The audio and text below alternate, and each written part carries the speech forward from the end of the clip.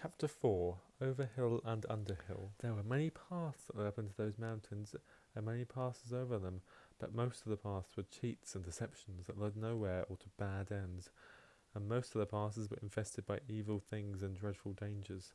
The dwarfs and the hobbit, helped by the wise advice of Elrond and the knowledge and memory of Gandalf, took the right road to the right path. Long days after they had climbed out of the valley and left in the last homely house miles behind, they were still going up and up.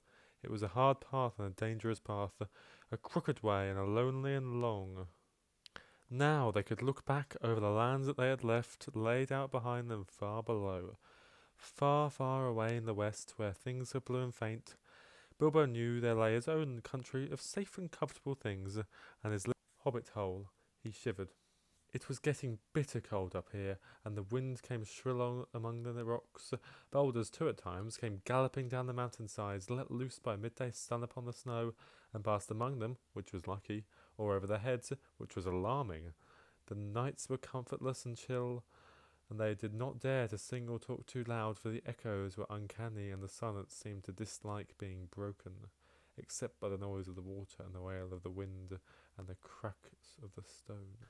The summer is getting on down below, thought Bilbo, and haymaking is going on, and picnics. They'll be harvesting and blackberrying before we even begin to go down the other side at this rate. And the others were thinking equally gloomy thoughts, although when they had said goodbye to Elrond in the high hope of a midsummer morning, they had spoken gaily of the passage of the mountains and of riding swift across the lands beyond. They had thought of coming to the secret door in the lonely mountain, perhaps that very next first moon of autumn, and perhaps it will be Durin's day, they all had said. Only Gandalf had shaken his head and said nothing. Dwarfs had not passed that way for many years, but Gandalf had, and he knew how evil and danger had grown and thriven in the wild, since the dragons had driven men from the lands, and the goblins had spread in secret after the battle of the mines of Moria.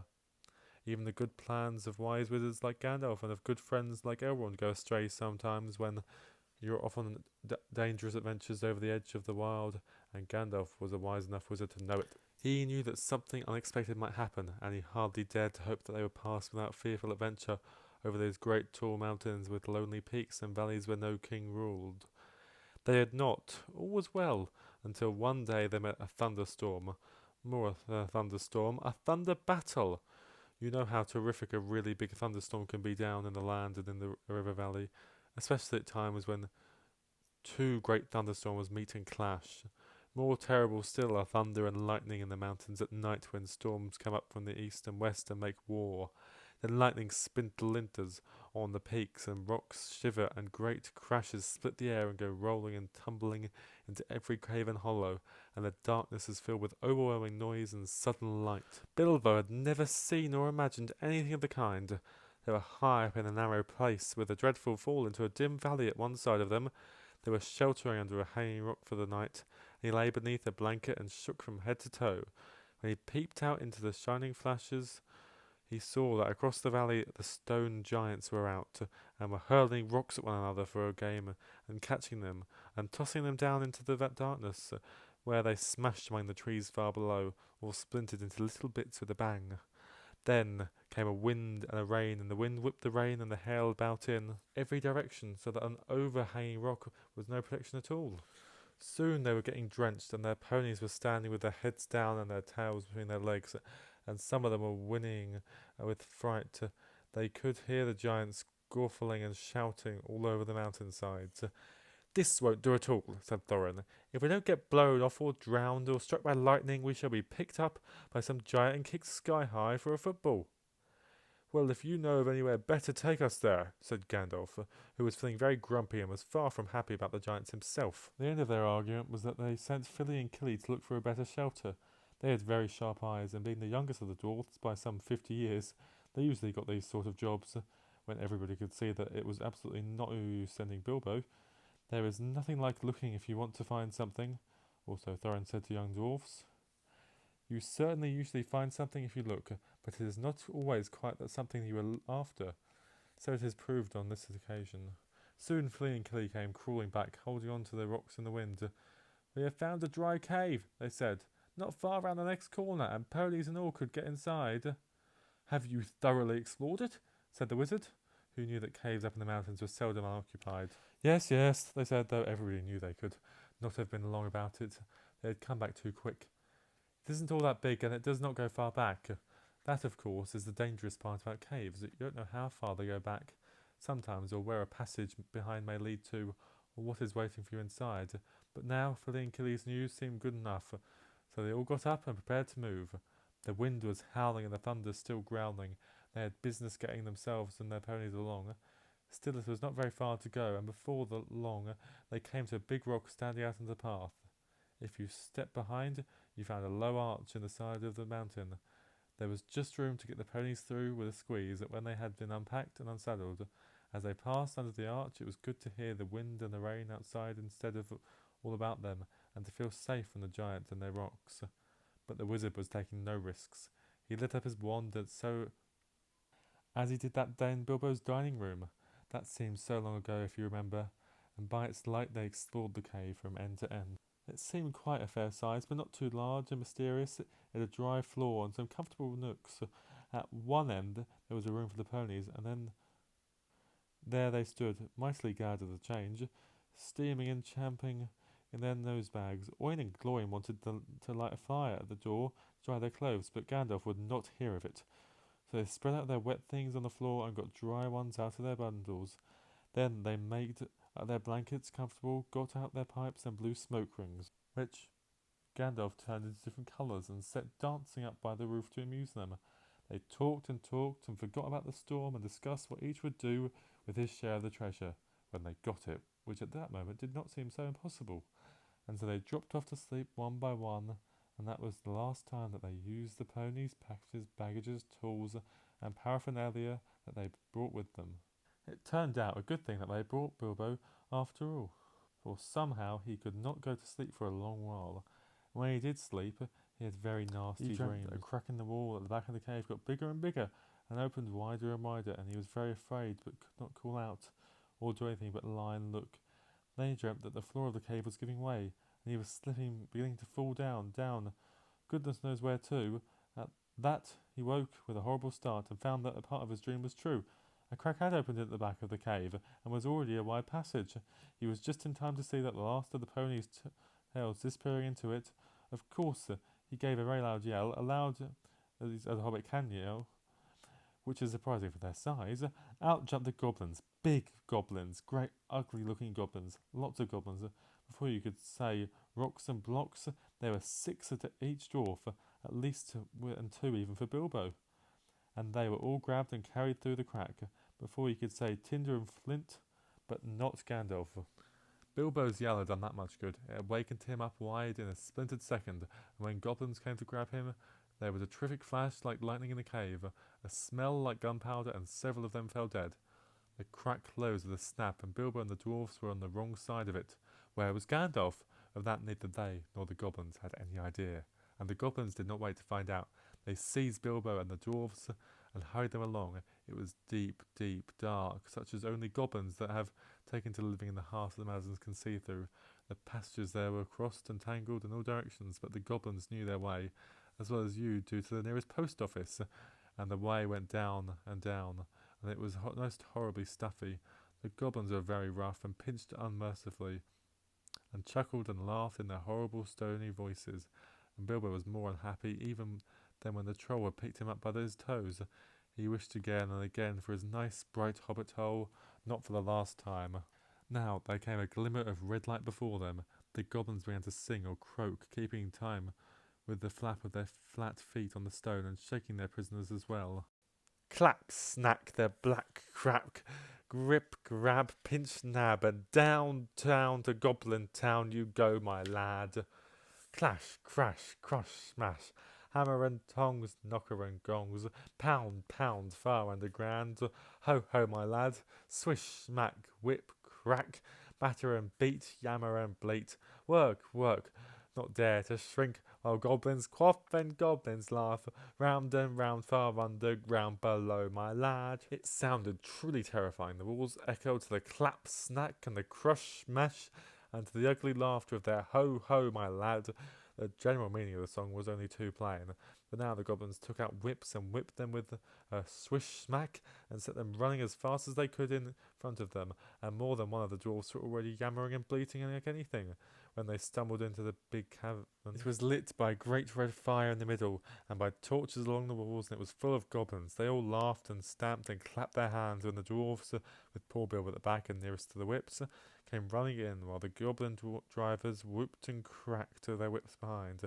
Their ponies were already there, huddled in a corner, and there were all the baggages and packages lying broken open, being rummaged by goblins, and smelt by goblins, and fingered by goblins, and crawled over by goblins. I'm afraid that was the last they ever saw of those excellent little ponies, including a jolly sturdy little white fellow that Elrond had lent to Gandalf, since his horse was not suitable for the mountain paths. But goblins eat horses and ponies and donkeys, and other much more dreadful things, and they are always hungry. Just now, however, the prisoners were thinking only of themselves. The goblins chained their hands behind their backs and linked them all together in a line, and dragged them to the far end of the cavern, with little Bilbo tugging at the end of the rope. There, in the shadows on a large flat stone, sat a tremendous goblin with a huge head and arms. Goblins were standing round him, carrying the axes and the bent swords that they use. Now, goblins are cruel, wicked, and bad-hearted. They make no beautiful things, but they make many clever ones. They can tunnel a mine as well as any but the most skilled dwarfs. When they take the trouble, though, they are usually untidy and dirty. Hammers, axes, swords, daggers, pickaxes, tongs, and also instruments of terror they make very well, or get other people to make it to their design. Prisoners and slaves that have to work till they die for want of air and light. It is not unlikely that they invented some of the machines that have since troubled the world, especially the ingenious devices for killing large numbers of people at once. Wheels and engines and explosions always delighted them, and also not working with their own hands more than they could help. But in those days and those wild parts, they had not advanced, as it is called, so far. They had not hated dwarfs, especially no more than they hated everybody and everything, and particularly then the orderly and preposterous. In some parts, wicked dwarfs had even made alliances with them, but they had a special grudge against Thorin's people because of the war which you have heard mentioned, but which does not come into this tale. And anyway, goblins don't care who they catch, as long as it is done smart and secret, and the prisoners are not able to defend themselves. "Who are these miserable persons?" said the great goblin. "Dwarves and this," said one of the drivers, pulling at Bilbo's chain so that he fell forward onto his knees. "Found them sheltering our front porch." "What do you mean by it?" said the great goblin, turning to Thorin. "Up to no good, I'll warrant. Spying on a private business of my people, I guess. Thieves! I shouldn't be surprised to learn. Members and friends of elves. Not unlikely. Come on, what have you got to say?" "Thorin the dwarf, at your service," he replied. "It was merely a polite nothing. Of the things which you suspect and imagine, we had no idea at all. We sheltered from a storm in what seemed a convenient cave and unused. Nothing was further from our thoughts than inconveniencing the goblins in any way whatsoever." That was true enough. Said the great goblin, "so you say. Might I ask what you were doing in the mountains at all, and where you were coming from, and where are you going to? In fact, I should like to know all about you. Not that it will do you much good, Thorin Oakenshield. I know too much about your folk already, but let's have the truth, or I will prepare something particularly uncomfortable for you." "We were on a journey to visit our relatives, our nephews and nieces, and first, second, and third cousins, and other descendants of our grandfathers who live on the east side of these truly hospitable mountains," said Thorin, not quite knowing what to say all at once, in the moment when, obviously, the exact truth would not do them at all. "He's a liar, oh truly tremendous one," said one of the drivers. "Several of our people were struck by lightning in the cave when we invited these creatures to come below, and they are dead as stones. Also, he had not explained this." He held up the sword which Thorin had worn, the sword which came from the troll's lair. The great goblin gave a truly awful howl of rage when he looked on it. All the soldiers gnashed their teeth, clashed their shields, and stumped. They knew the sword at once. It had killed hundreds of goblins in this time, when the fair elves of Gondolin hunted them in the hills, or did battle before their wolves. They had called it Orcrist, Goblin Cleaver, but the goblins called it simply Biter. They hated it, and hated worse any one of them who carried it. "Murderers! Elf friends!" said the great goblin, shouted. "Slash them, beat them, bite them, gnash them, take them away to dark holes full of snakes, and never let them see light again." And he was in such a rage that he jumped off his seat and himself rushed at Thorin with his mouth open. Just at that moment, all the lights in the cavern went out, and the great fire went off, poof, into a tower of blue, glowing smoke, right up to the roof, that scattered piercing white sparks all among the goblins. The yells and yammering, croaking and gibbering and jabbering, howls, growls and curses, shrieking and squeaking that followed were beyond description. Several hundred wild cats and wolves being roasted slowly alive together would not have compared with it. The sparks were burning holes in the goblins, and the smoke that now fell from the roof made the air thick for even their eyes to see through. Soon they were falling over one another and rolling in heaps on the floor, biting and kicking and fighting as if they had all gone mad. Suddenly a sword flashed in its own light. Bilbo saw it go right through the great goblin, as he stood dumbfounded in the middle of his rage. He fell dead, and the goblin soldiers fled before the sword, shrieking into the darkness. The sword went back into its sheath. "Follow me quick," said a voice fierce and quiet, and before Bilbo understood what had happened, he was trotting along again, as fast as he could trot, at the end of the line, down more dark passages, with the yells of the goblin hall going fainter behind him. A pale light was leading them on. "Quicker, quicker," said the voice. The torches will soon be relit." "Half a minute," said Dorry, who was at the back next to Bilbo, and a decent fellow. He made the hobbit scramble on his shoulders as best he could with his tied hands, and off they all went on a run, with a clink of chains and many a stumble, so they had no hands to steady themselves with. Not for a long while did they stop, and by that time they must have been right down the very mountain's heart. Then Gandalf lit up his wand. Of course it was Gandalf. But just then they were too busy to ask how he got there. He took out his sword again, and again it flashed in the dark by itself. It burnt with a rage that made it gleam if goblins were about. Now it was bright as blue flame for delight in the killing of the great lord of the cave. Made no trouble whatever, cutting through the goblin chains and setting all the prisoners free as quickly as possible. The sword's name was Glamdring, the foe hammer, if you remember. The goblins just called it Beater, and hated it worse than Biter if possible. Orcus too had been saved, for Gandalf had brought it along as well, snatching it from one of the terrified guards. Gandalf thought of most things, and though he could not do everything, he could do a great deal for his friends in a tight corner. "Are we all here?" said he, handing his sword back to Thorin, with a bow. "Let me see. 1, that's Thorin. 2, 3, 4, 5, 6, 7, 8, 9, 10, 11. Where are Philly and Killy? Here they are. 12, 13, and here's Mr. Baggins, 14. Well, it might be worse, and then again it might be a good deal better. No ponies and no food, and no knowing quite where we are, and hordes of angry goblins just behind. On we go." On they went. Gandalf was quite right. They had begun to hear goblin noises and horrible cries far behind in the passages they had come through. They sent them on faster than ever, and as poor Bilbo could not possibly go half as fast, for dwarves can roll along at a tremendous pace, I can tell you. When they have to, they took it in turn to carry him on their backs. Still, goblins go faster than dwarves, and these goblins knew that the way better. They had made the paths themselves, and were madly angry, so that to do what they could. The dwarves heard the cries and the howls getting closer and closer. Soon they could hear even the flap of the goblins' fleet. Many, many feet, which seemed only just round the last corner. The blink of red torches could be seen behind them in the tunnel. They were following, and they were getting deadly tired. Why did I ever leave my hobbit hole?" said poor Mr. Baggins, bumping on down on Bomber's back. Why did I ever bring a wretched little hobbit on a treasure hunt?" said poor Bomber, who was fat and staggered along with the sweat dripping down his nose in his heart and terror. At this point Gandalf fell behind, and Thorin with him. They turned a sharp corner. "About turn," he shouted. "Draw your sword, Thorin." There was nothing else to be done, and the goblins did not like it. They came scurrying round the corner, a full cry, and found Goblin Killeaver and Foe Hammer shining cold and bright in their astonished eyes. The ones in the front dropped their torches and gave one yell before they were killed. The ones behind yelled still more and leapt back, knocking over those who were running after them. "Biter and Beater!" they shrieked, and soon they were all in confusion, and most of them were hustling back the way that they had come. It was quite a long while before any of them had dared to turn that corner. By that time the dwarves had gone on again, a long way, on into the dark tunnels of the goblins' realm. When the goblins discovered that they put on their torches and slipped on soft shoes, and they chose out their very quickest runners with the sharpest ears and eyes, they ran forward as swift as weasels in the dark, and with hardly any more noises than bats. That is why neither Bilbo nor the dwarves nor even Gandalf heard them coming. Nor did they see them, but they were seen by the goblins that ran silently up behind, for Gandalf was letting his wand give out a faint light to help the dwarves as they went along. Quite suddenly, Dorry, now at the back, again carrying Bilbo, was grabbed from behind in the dark. He shouted and fell, and the hobbit rolled off his shoulders into the blackness, bumped his head on a hard rock, and remembered nothing more.